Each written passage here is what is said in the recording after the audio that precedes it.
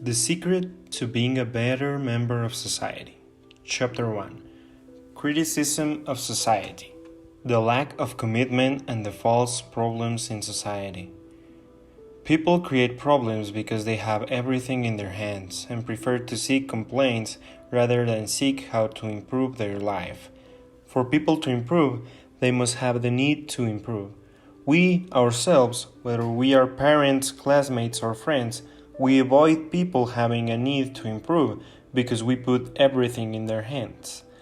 The phrase, "it's okay to not be okay," is a lie that has fostered conformity within our society. Even if some people have greater difficulty than others due to physical or psychological complications, that is not an impediment to improve.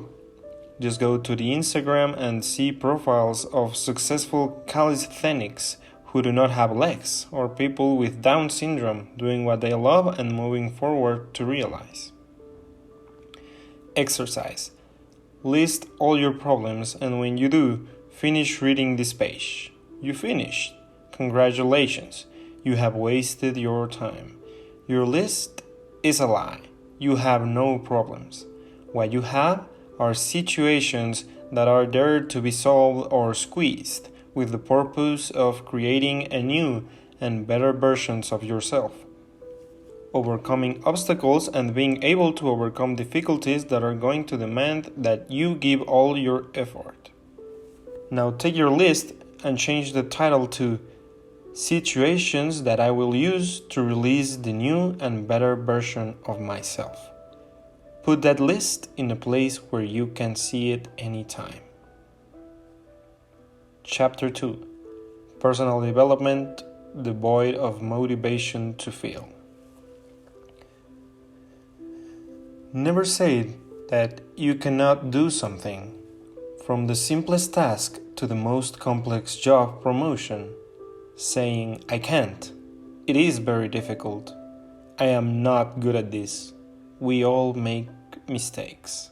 I am imperfect." All those phrases are lies when you are a committed person.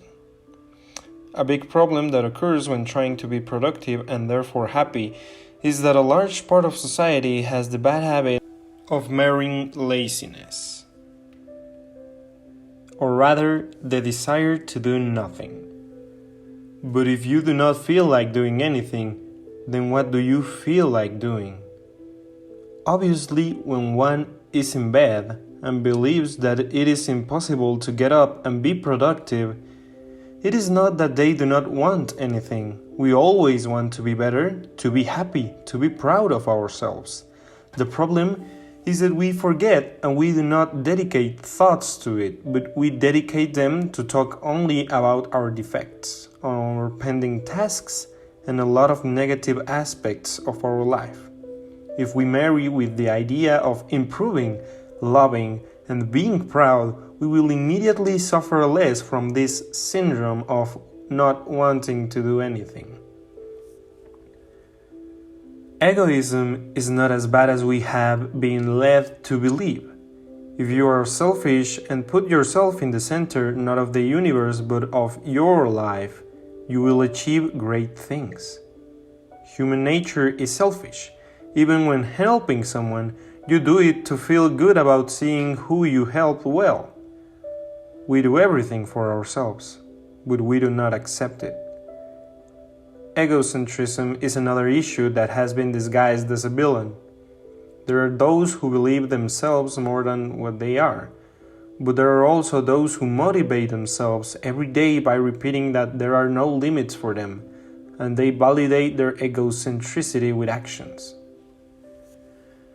Even people who claim to be positive tend to be negative. We swim in negativity. When we think about what could go wrong with a simple action like driving, exercising, or eating a lot, we are being negative and crying out for what we do not want to happen to us. Negativity is associated with stress and especially with anxiety. Anxiety is the maximum expression of the lack of control over our thoughts. The mind is powerful, and your thoughts define your life. If you suffer from anxiety to a greater or lesser degree, it is normal and acceptable that everything is more complicated for you.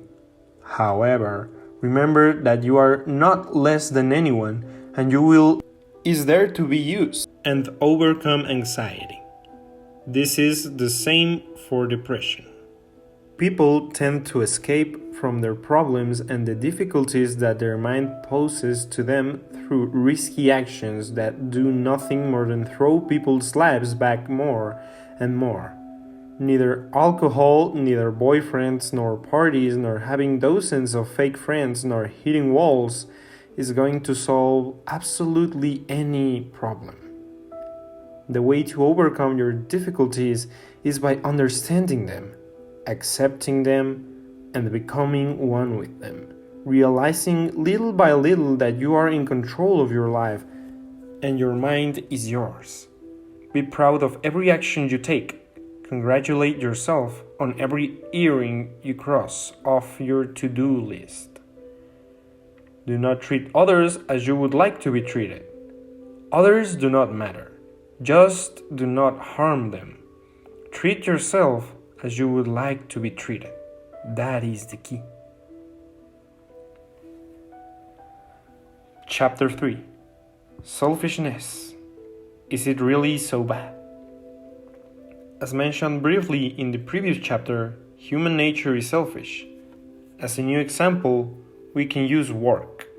When a person gets up to work, it is because they are part of a company that has common objectives and goals. However, no employee, not even the owner, is interested in those common objectives and goals. Everyone in the company is there to obtain money and nothing else. In very rare cases, they are also there to grow and learn for themselves, which is, well, still selfish. Here they will say that it is not selfish because they do it for their family, but when you do something for your family, you also do it to feel good about yourself, to feel the satisfaction of being able to say that you're a good father, brother, mother, or whatever. When you care about a person, it is because that person brings you something, at least something as simple as happiness. Nobody escapes from being selfish by nature, and indeed, there is nothing wrong with it. Putting yourself first than others is the utmost importance if you want to get ahead, improve as a person, and thus have something to offer to those you love. Looking for something in another person is useless, whether it is love or understanding. No one can give you anything if you are not able to give it yourself. You are the center of your life, totally, but you are not the center of the universe. Being selfish does not mean forgetting about empathy. Focus on yourself, give yourself priority, think about yourself all the time, but do not harm anyone in the process. When you help others, whether you like it or not, you expect something from that person, at least his or her company. If you notice that you help someone from whom you do not expect anything and is only there to be helped, get rid of that person. A very clear example is the classmate who never spoke to you, but he had the nerve to ask you for help with a job. That person is one of those who believe that they are the center of the universe. If you are one of those who are the center of their life, let that person know that you are not interested. If you are the one who asks for help with work, think about what kind of person you are and change. Chapter 4. Stress. One of the greatest enemies of society in general is stress, which we could call the greatest distraction that exists. The reason why we suffer from stress is that we do not have dominance over our mind. Later we will talk about that in depth. But it is a fact that if we were able to control our thoughts, we would not experience stress. Many people use stress as a justification for being incompetent. The reality is that someone smart uses stress as a reason to be more active and stay busy. Stress is a manifestation of the lack of control we have over our life. There is no better way to combat stress than by being an organized person who can feel proud of themselves. Make agendas, set goals for each day, record little things like walking the dog. Being happy with our life and with ourselves is an infallible way to eliminate stress. If you suffer from stress, maybe you should consider changing your lifestyle for one that makes you feel better. Find a way to innovate. That formula works with absolutely all the disagreements or obstacles that we have in front of us. Changing your lifestyle includes things like getting more sleep, exercising, or becoming more responsible. If you have stress, do not focus on eliminating stress because you will only get more stress. Instead, just accept and understand that you have stress and work on the before mentioned things without reminding yourself every minute that you have stress. As part of the process to eliminate it, you can give yourself a few minutes to meditate that day. Clear your mind and try to reject every thought related to stress that comes to your mind. Little by little, you will master rejecting and expelling thoughts of stress. When you manage to meditate without receiving thoughts of stress, you will achieve something that few people achieve: peace. Try this exercise once, and it is very likely that you will not be able to clear your mind. So, you have to know that you have to work on it seriously. Chapter 5. Chapter 5. Hope does not exist. There is security and insecurity. According to the Royal Spanish Academy, hope is a state of mind that arises when what is desired is presented as achievable. And according to the colloquial meaning that society has given it, it is a state of positivity in situations regardless of whether we control them or not. This is because, supposedly, to think of a possibility of success is to be positive. The reality is very far from these fairy tales. Who can say that waiting for a probability or believing that something can become achievable is positive? On the contrary, this thinking is mediocre and lacks confidence. It is subjective and represents doubt and insecurity as to whether everything will turn out well. It is a huge disappointment that society has become accustomed to stop believing in itself and leave its problems to hope that they turn out well instead of trusting and or making it turn out well. Within the mediocrity that society goes through, there is leaving everything to hope. When we have hope in something, it is because we do not have confidence that it will turn out as we want. That is, we are being insecure and negative. Hope, therefore, is a negative feeling that we have put a layer on. Saying that you hope in something is the same as accepting that you are not in control of the situation.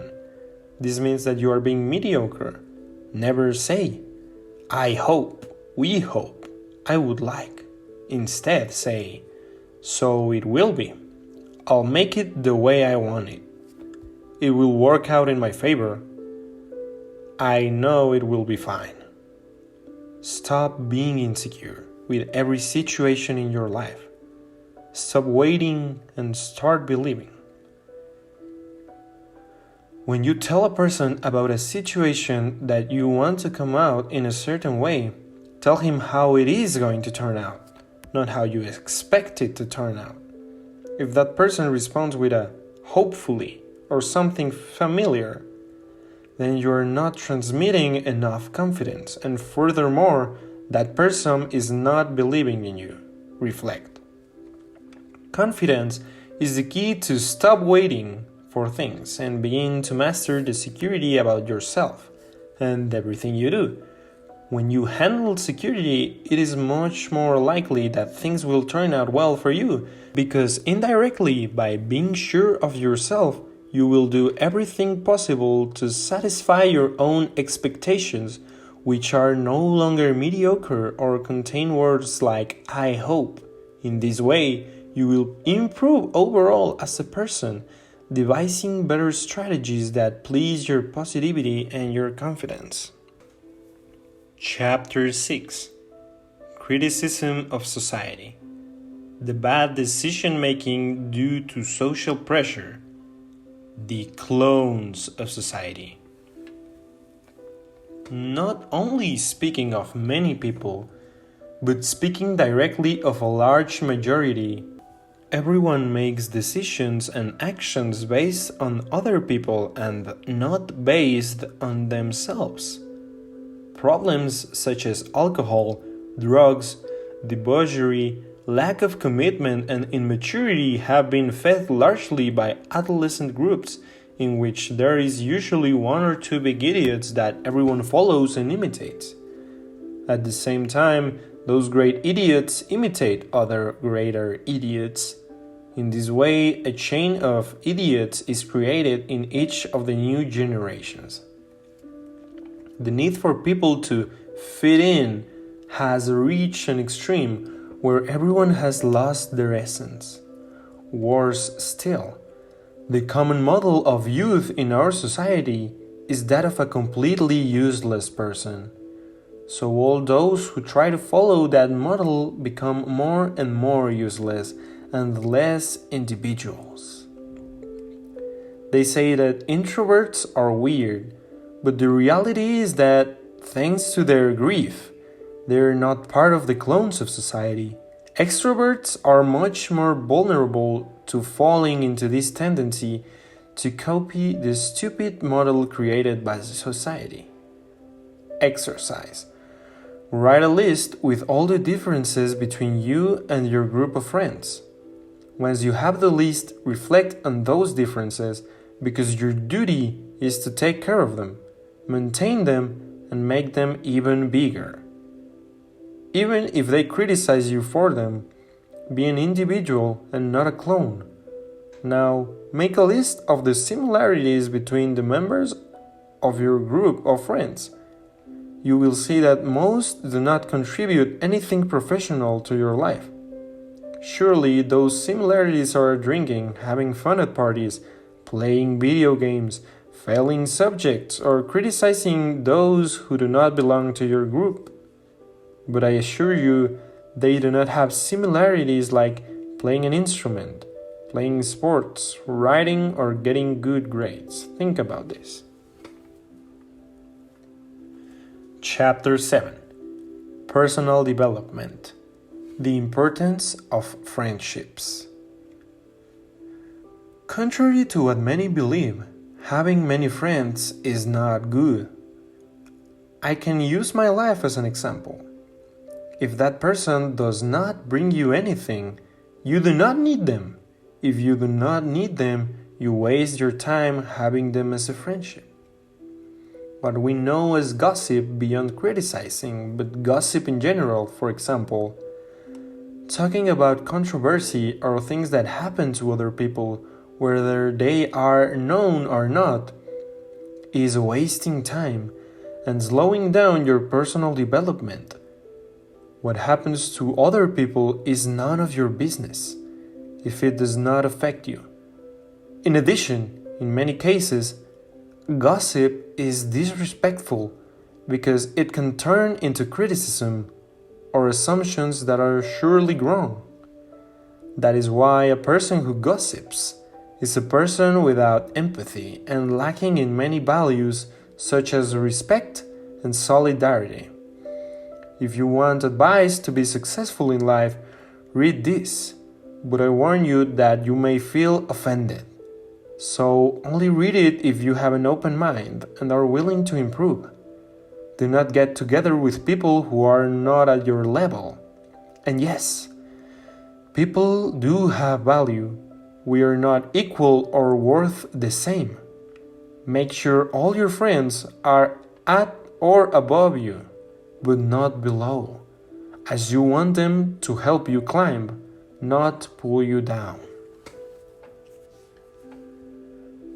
Chapter 8. Social Criticism. Criticism and being criticized. Don't confuse criticizing with constructive criticism. When one receives constructive criticism, they take it, and if they are conscious, they use it to criticize themselves. That's when it should be considered. The human being, in the midst of his primitive nature, seeks to feel superior by criticizing the failures of others. A person, when criticizing others, the only thing he does is express his lack of self-love, as well as his insecurity about himself. There is not a single person on this planet who does not criticize other people with certain frequency. If someone like that existed, that person would be the happiest and most successful person that ever existed. Talking about other people and judging them without being in their shoes is worthy of a garbage person. Never speak behind someone's back for something that does not cost you.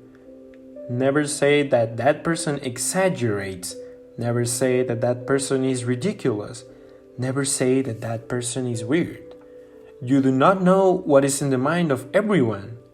We are all in a different world. If, on the contrary, you judge someone for bad actions that harm other people, then you are not wrong. Surely that person does not deserve to be part of this world. That is why you should always make sure not to harm or negatively affect anyone, because it will make you a hindrance in this society.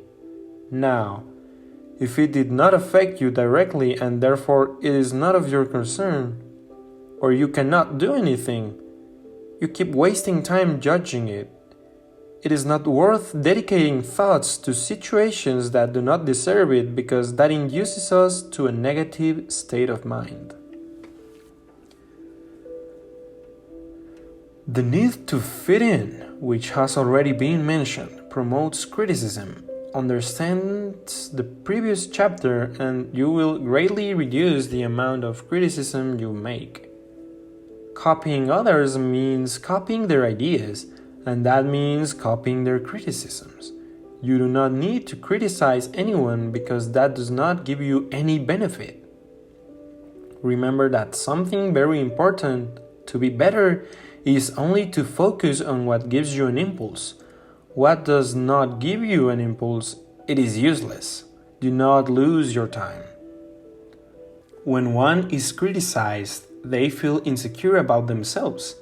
The reality is that if the person who criticizes you is not yourself, that criticism is totally irrelevant. Feeling bad about the opinion of others is lack of respect for our integrity. Only you decide what your defects are. All non-constructive criticism that comes from a third party must be discarded, because that third party, as already mentioned, is a being lacking self-love and insecure. Take it out of your life, because it does not contribute to you. Criticize yourself every day, but do it constructively. Identify your flaws. Chapter 9. Personal Development. Accepting our faults. It is important to know that we should not accept ourselves as we are. That is conformity. What we want is to be better. Understand who you are and what your flaws mean. There are different types of defects. There are those that we simply must accept, those that we must change, and those that we must change without doing anything. In the case of defects that you do not have to change, for example, a scar, stretch marks, or another physical aspect, the way to treat them is to accept them. Be aware of them. Convince yourself that they do not matter or make you less. and then simply ignore them for the rest of your life, because giving them value is wasting time for your mind. In the case of defects that you have to change, do not think about the current situation of the defect. Visualize the goal you want to reach. For example, lose or gain weight. Imagine that you have already achieved it and focus on that image, ideally. Do not attach any importance to the current image that you consider a defect to change. If you look in the mirror and you are very skinny, do not complain. Visualize yourself with your ideal body and think how great it will be to have it. Do not weigh yourself every week. Do it every month or months. Do not give importance to the defect. Give it to the improvement. In the case of defects that change without having to do anything, this is where we talk about the vast majority of social or personality defects. The reason why they should be changed, but without doing anything, is that it is not worth trying to change who you are. The way to improve in social and personality aspects is by ignoring criticism and focusing on being a better person by following all the advice in this book. Let's suppose that your defect is to be egocentric. If you become a better person in general, you will go from being someone who thinks he is better than he is, to being someone who is proud of being what he is. And that without having focused on the defect. Once you have accepted your defects, no one can use them against you, and thus you will have nullified the effect of criticism on you. No one knows what others are going through. No one has the right to criticize for feeling superior. Movements such as body positivity exist since. If you want to change something, you first must accept it. And for that, we have to learn to love ourselves. People with, for example, eating disorders do not have it as easy. The BP does not try to normalize what is not normal, nor does any other similar movement do it. What they try is to teach to love oneself, to move on to the next step, change. It is true that many people who claim to be part of these movements try to normalize what is not normal. That is wrong, and the subject will be discussed later. Chapter 10. The non-existence of empathy between society. The bubble worlds. We have already talked about selfishness, and we have concluded that it is not bad, but that we must be the center of our life, not of the universe. It is a shame that most people at the level of emotional intelligence and understanding are the type who believe that they are the center of the universe. Not that they are all bad, but they lack empathy in the sense that many are not able to understand that what is on their mind, it is not on the minds of others.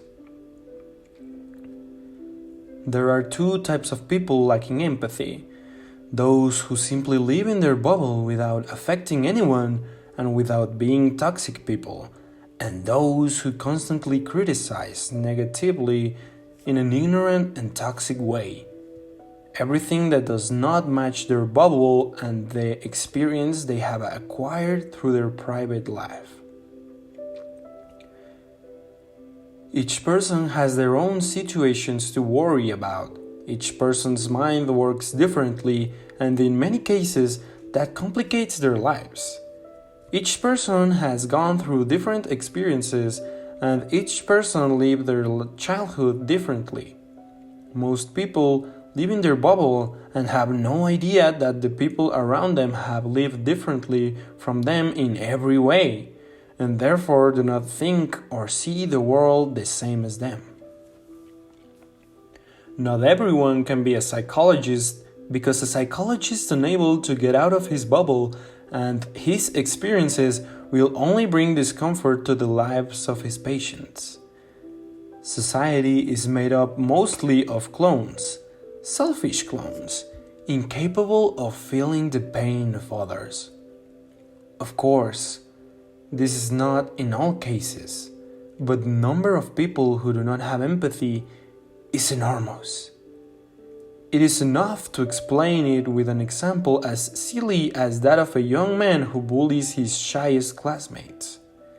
The young aggressor is a person lacking empathy who will grow up without understanding why the others are the way they are. And his parents, who raised him, are like that. More of the same, since the values of a child are very similar to those of the parents, except in cases of very intelligent people. If you are someone capable of advising people who are going through something and that they thank you, I congratulate you. You're a great step closer to being empathic. Remember that you should not feel bad for others.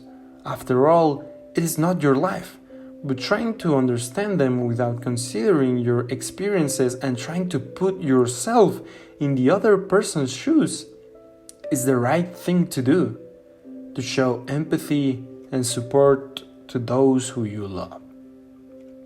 The lack of empathy has also caused many problems, such as mockery and negative criticism towards minority movements that want to assert their rights. Many of us do not understand what those people have gone through to get to that point, even if sometimes these movements make mistakes. That does not affect you, and you are immature by making fun of them based on your ignorant and lacking empathy bubble.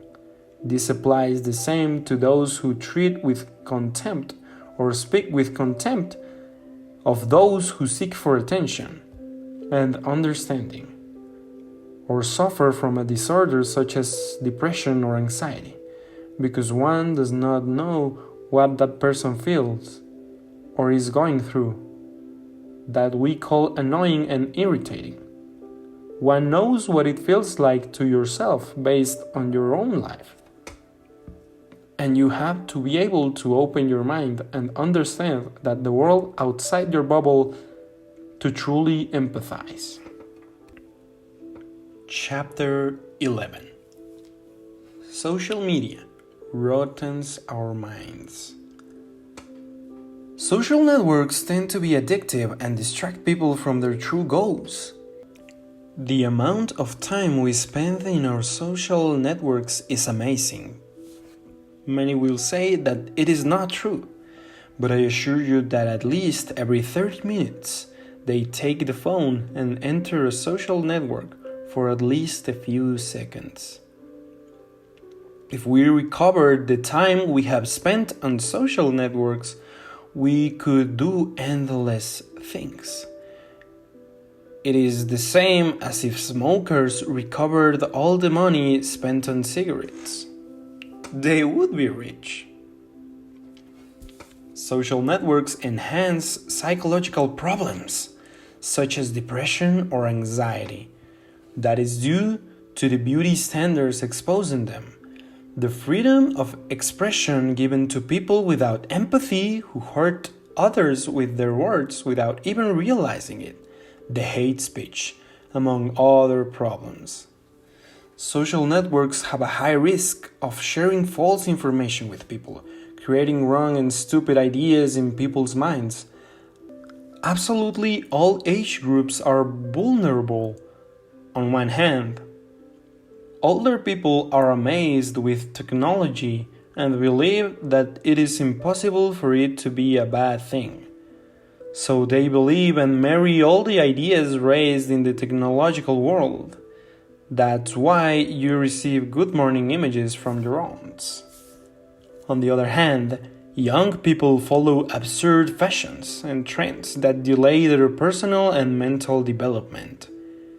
If to these we add the technological world, and specifically social networks, it is a fact that these only bring negative things in most cases. This is because we know that social networks distance young people and young adults from older people. They make them irritable, distract them from their responsibilities, and put stupid ideas in their heads, such as needing a number of likes, having the obligation to make a post every so often, exposing their life to the public through stories, making fun of themselves as long as they get attention, or waste time thinking that they will become famous in a social network and that will make them successful, when in reality that is much more complex and is something for people who can really dedicate themselves to it. Social networks promote relying on public opinion and not focusing on believing in oneself, on being the source of happiness. This means that networks are one of the main reasons why today the lack of motivation and self-love is so great. Social networks are made so that we depend on the opinion and interactions of others. That is why when you are magically free, your cell phone tells you that there is a friend online. That is why you are notified when someone writes a comment. That is why they notify you about each like you receive. And that is why they suggest you meet more users. Everything is a business made to get to know you better and show you ads that attract. For this, it is necessary to change your lifestyle to which it suits them. Unfortunately, the lifestyle that we should have is that of dependency. Stop believing that other people are going to give you happiness. Stop believing that it matters what others think of you or that you need them. Be the center of your life and focus on being the only one capable of deciding your flaws, your strengths, and your worth.